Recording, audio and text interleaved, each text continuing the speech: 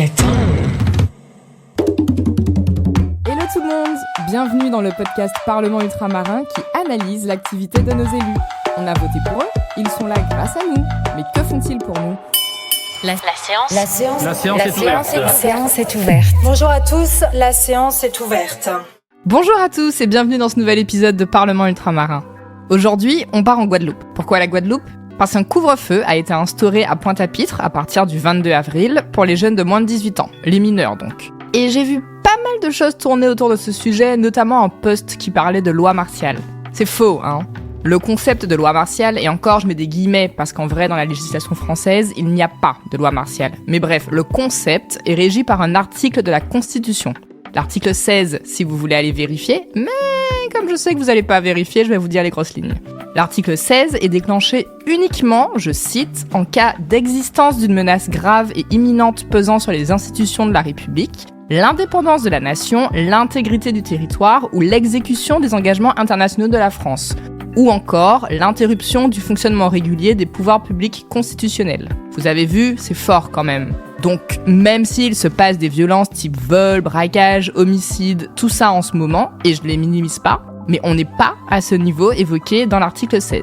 Ensuite, ce n'est pas quelque chose qui se décrète à la légère avec le président de la République solo dans son bureau qui se dit « Tiens, je m'ennuie aujourd'hui, si je décrétais la loi martiale ». Pas du tout. Le président de la République doit consulter le Premier ministre, les présidents des assemblées, le Conseil constitutionnel et informer la nation par message. Donc, ce n'est pas Gérald Darmanin que vous auriez entendu à la télé, c'est Emmanuel Macron. Bref, tout ça pour vous dire, ou vous redire, je ne sais pas combien de fois je l'ai déjà dit, mais bref, faites attention à ce que vous partagez sur vos réseaux et aux fake news.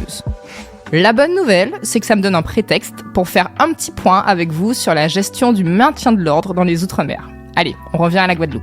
Le couvre-feu a été donc instauré le 22 avril pour une période de 2 mois. On écoute Gérald Darmanin en Guadeloupe au moment de l'annonce. J'ai demandé, suite à la discussion avec monsieur le maire et avec madame la ministre des Outre-mer, à monsieur le préfet, de prendre un couvre-feu pour les mineurs qui va s'appliquer à partir du début de semaine prochaine, pendant les 2 prochains mois. Donc tous les mineurs de moins de 18 ans ne pourront pas circuler dans les rues de Pointe-à-Pitre après 20h. Et la police nationale appliquera à la lettre, évidemment, ces demandes. Donc, le couvre-feu ne concerne que Pointe-à-Pitre et il a été décrété dans le cadre d'une opération plus large, l'opération Place Nette, qui vise à lutter contre les trafics de stupéfiants et tout ce qui tourne autour, à savoir trafic d'armes et délinquance. Il y a eu les mêmes opérations dans l'Hexagone, mais c'est vrai qu'il n'y a pas eu de couvre-feu. Vous allez me dire alors pourquoi un couvre-feu en Guadeloupe ? Pour 2 raisons. La première est locale. Le couvre-feu répond à une demande des élus guadeloupéens, aussi bien locaux que nationaux. On écoute ici le sénateur Dominique Théophile, début avril. Madame la ministre, le dimanche 28 janvier, à la suite d'une course-poursuite contre son agresseur, un automobiliste et sa compagne ont reçu plusieurs coups de feu. L'auteur des faits, alors à peine âgé de 18 ans, est actuellement en détention provisoire. Le vendredi 15 mars, c'est un autre jeune de 19 ans qui est placé sous détention pour vol avec violence. Enfin, le 3 avril, ce sont 4 jeunes, tous âgés de moins de 25 ans, qui sont mis en examen pour le vol et le meurtre d'un homme en mars dernier. Et là, ce n'est qu'un échantillon. Sur l'année 2023, c'est plus d'un vol avec arme à feu par jour commis par et sur des individus de plus en plus jeunes. Et ça, je parle de ce qui se passe actuellement en Guadeloupe. Fin mars, le maire de Pointe-à-Pitre, Harry Durimel, a même mis sa démission dans la balance si des moyens supplémentaires n'étaient pas accordés pour répondre à la flambée de violence. Selon les chiffres des autorités, près de 40% des faits délictueux et criminels sont commis par des jeunes, c'est-à-dire à peu près 4 faits sur 10. L'instauration du couvre-feu pour les mineurs répond donc à cette demande locale. Mais il faut dire qu'elle tombait bien. Et c'est la deuxième raison du couvre-feu, elle est nationale cette fois. Le gouvernement a décidé de lutter contre la délinquance des mineurs et le Premier ministre Gabriel Attal a fait une série de propositions qui sont étudiées en ce moment même. Ça va du placement en internat, pas sans l'accord des parents, je vous rassure, à des mesures juridiques comme l'atténuation de l'excuse de minorité. On va faire une minute droit. L'excuse de minorité, c'est un principe dans la loi qui dit qu'un mineur ne peut pas être jugé comme un majeur et encourir les mêmes peines. Par exemple, on ne peut pas, sauf exception rarissime, condamner un mineur à plus de 20 ans de prison. C'est donc la deuxième raison, une réflexion plus large pour commencer à lutter contre la délinquance des plus jeunes. Bon, c'est pas le sujet du podcast tout à fait, mais si on parle maintien de l'ordre, forcément, on va parler violence. Je vous arrête tout de suite ici, on ne va pas faire une thèse de sociologie, ok ? Je vais pas vous expliquer pourquoi les jeunes, ou les moins jeunes d'ailleurs, sont violents, pourquoi il y a du trafic d'armes, tout ça. Ça, c'est de la sociologie, c'est un métier passionnant, mais c'est clairement pas le mien. Par contre, moi je peux vous donner des chiffres. Ça va nous aider à comparer avec l'Hexagone et ensuite on pourra discuter de la gestion du maintien de l'ordre. D'abord une question. Est-ce qu'il y a plus de violence dans les Outre-mer que dans l'Hexagone, ce qui viendrait justifier des mesures exceptionnelles ? On va prendre par exemple le taux d'homicide. Il est à 7,5 pour 100 000 habitants en Guadeloupe contre une moyenne nationale à 1,3. Pour les vols avec armes, on est à 1,2% en Guadeloupe contre une moyenne nationale à 0,1.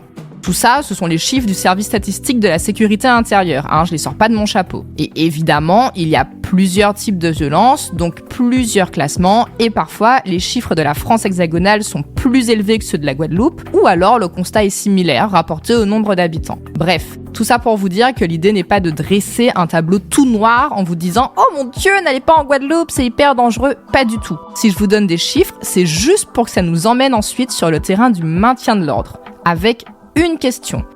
Quelle réponse l'État et nos élus apportent à cette violence ? Alors, spoiler, on va surtout parler ici de la réponse de l'État. Pourquoi ? Parce que la sécurité est une compétence régalienne, c'est-à-dire que c'est l'État, ou en l'occurrence dans nos territoires son représentant sur place, donc le préfet, qui est en charge, et pas la collectivité ou la région. Ensuite, il faut aussi savoir que globalement dans les Outre-mer, le maintien de l'ordre est assuré quasi exclusivement par la gendarmerie. Les gendarmes, donc, qui sont un corps militaire, contrairement aux policiers qui ont un statut de fonctionnaire. Enfin, autre particularité de chez nous, il n'y a pas de CRS, les compagnies républicaines de sécurité, alors que dans l'Hexagone, elles sont aussi chargées en partie du maintien de l'ordre. Vous allez me demander pourquoi il n'y a pas de CRS ? Officiellement, elles ont été dissoutes dans les Outre-mer en 1993, principalement pour des raisons économiques. Après, il faut aussi dire que quand il y en avait, ça se passait très très mal. Je vais prendre 2 exemples. Premier exemple, on est en Martinique le 20 décembre 1959. La scène se passe pas loin de la Savane, à Fort-de-France, et l'élément déclencheur est banal. C'est un accident de la route entre un docker martiniquais et une personne venue de l'Hexagone. Le ton monte, mais finalement, les protagonistes se réconcilient et vont boire un coup. Voilà. Mais entre-temps, il y a eu un petit rassemblement et les CRS sont appelés sur place. C'est là que ça dégénère. Tous les témoignages de l'époque concordent pour dire que c'est la présence des CRS qui a envenimé la situation. Pendant 3 jours, les tensions persistent et des affrontements ont lieu entre la population et les CRS. Bilan, 3 morts et des dizaines de blessés. Dans la foulée, le détachement de CRS de la Martinique, qui était déjà mis en cause dans d'autres affaires, est officiellement dissous. Voilà pour le premier exemple. Maintenant, pour le deuxième, on va retourner en Guadeloupe. Cette fois, on est en mai 1967 et une grève est en cours dans le secteur du bâtiment. Les CRS sont appelés sur place et ouvrent le feu. Un syndicaliste est tué et c'est le début de 3 jours d'émeutes. Il y a eu au moins 8 personnes tuées. Et je dis au moins car le bilan est largement sous-estimé et il n'a jamais été réactualisé. On parle aujourd'hui de massacre de mai 1967 et des commémorations sont organisées chaque année. Si je vous parle de cette histoire, c'est parce qu'elle est assez révélatrice de la relation qu'on a dans les territoires d'outre-mer avec les forces de l'ordre. Je vais vous citer Benjamin Stora, un historien à qui Emmanuel Macron avait demandé un rapport sur la mémoire de la colonisation et dans lequel il évoque mai 67 et décembre 59. Je le lis. Les événements de mai 1967 occupent une place particulière dans le passé guadeloupéen. La violence de la répression et des suites judiciaires, l'incertitude maintenue sur le nombre de victimes, les raisons d'un tel massacre qui semble appartenir à une période coloniale que l'on croyait alors révolue, contribuent à en faire un événement focal d'une histoire du temps présent.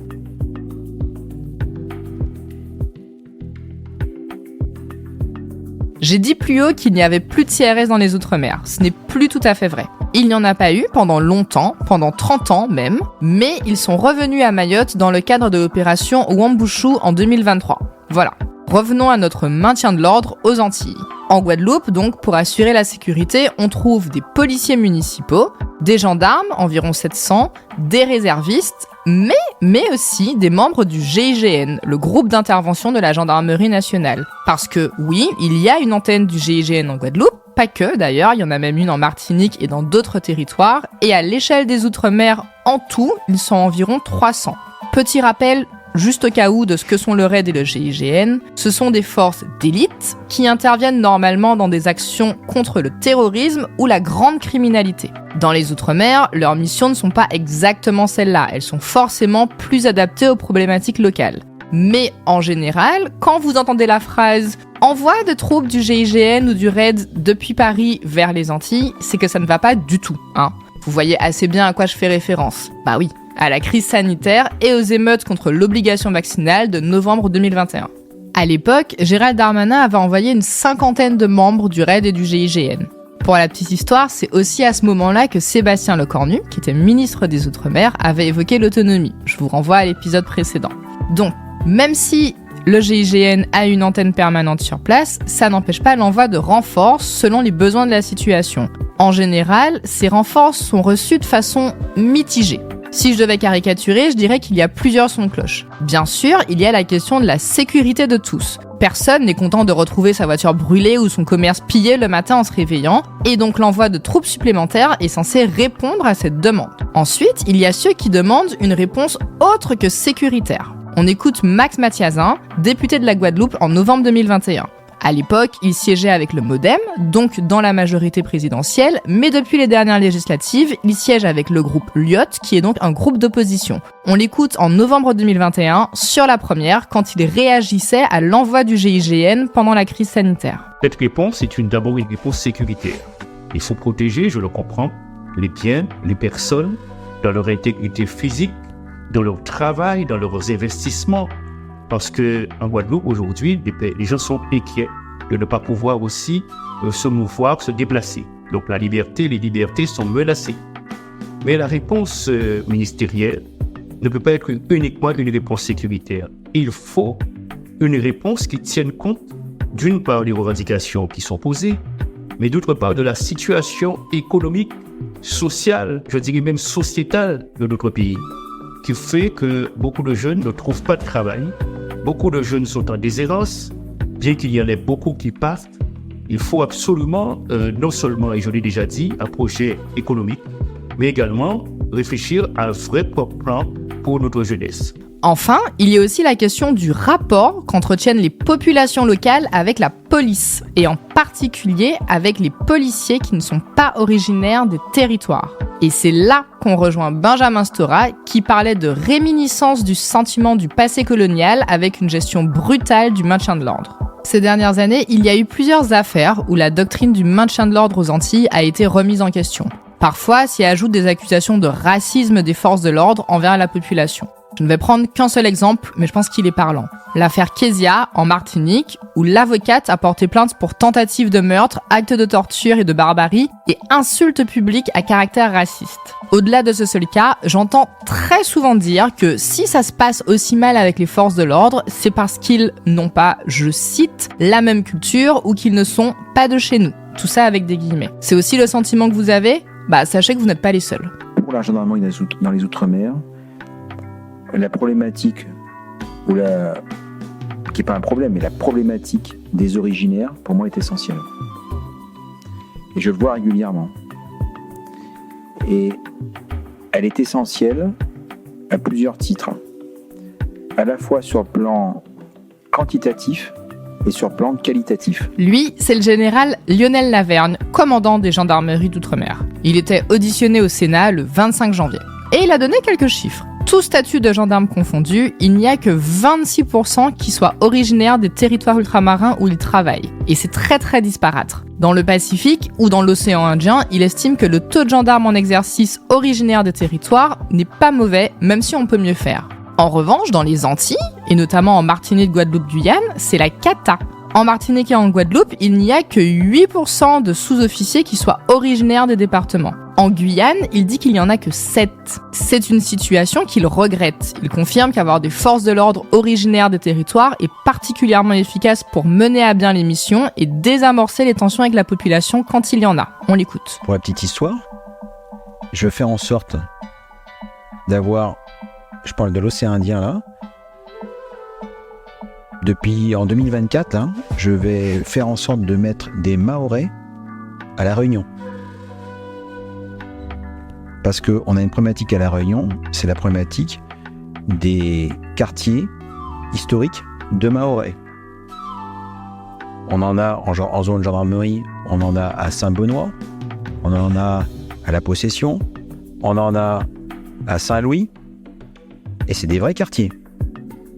Pour preuve, on va créer une brigade mobile, un peu comme Sandy Ground, une brigade mobile dans le quartier mahorais qui compte plusieurs milliers de personnes, qui s'appelle le quartier de Bras-Fusil à Saint-Benoît. Mais à Bras-Fusil, j'ai besoin de mahorais. Ça peut pas être des hexagonaux qui viennent. Ce monsieur m'a fait une transition parfaite pour enchaîner sur la thématique du retour au pays. Non, je rigole, c'est un sujet beaucoup trop vaste et beaucoup trop compliqué pour l'aborder maintenant. Mais ne soyez pas déçus, je me le note pour la saison 2. Aussi, je vous laisse pour ce mois-ci. On se revoit le mois prochain pour le dernier épisode de la saison. Salut! La séance est suspendue. N'hésitez pas à nous faire des retours sur les réseaux, à nous mettre 5 étoiles et à partager autour de vous pour faire entendre les voix ultramarines. Au Pacaton.